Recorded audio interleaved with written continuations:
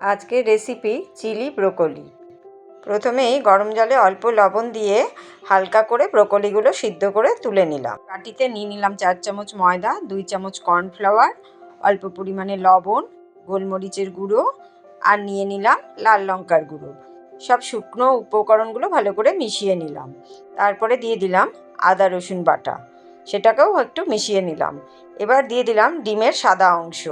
এবার ডিমের অংশটা মিশিয়ে নিয়ে তাতে অল্প অল্প করে জল দিয়ে একটা ঘন মিশ্রণ তৈরি করে নিলাম। এবার মিশ্রণের মধ্যে ব্রোকলিগুলো দিয়ে মিশিয়ে নিলাম। তাই ভাজার জন্য বেশ পরিমাণ মতো তেল দিয়ে ব্রোকলিগুলো মাঝারি আঁচে এপিট ওপিট করে ভেজে তুলে নিলাম। এইভাবে আমি সমস্ত ব্রোকলিগুলোই ভেজে নিয়েছি।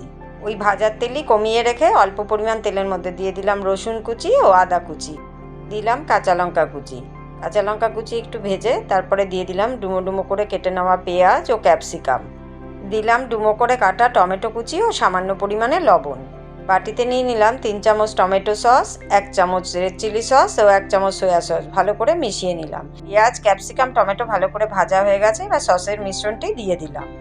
1 চামচ কর্নফ্লাওয়ার অল্প জল দিয়ে গুলে রাখলাম, দিলাম ভেজে রাখা ব্রোকলি। এবার সব কিছু ভালো করে মিশিয়ে নিলাম। সসের মিশ্রণে আমি 1/2 চামচ গোলমরিচ দিয়েছিলাম আর দিয়ে দিলাম কর্নফ্লাওয়ার গোলা জল, তারপরে মিশিয়ে নিলাম। তৈরি হয়ে গেল চিলি ব্রোকলি।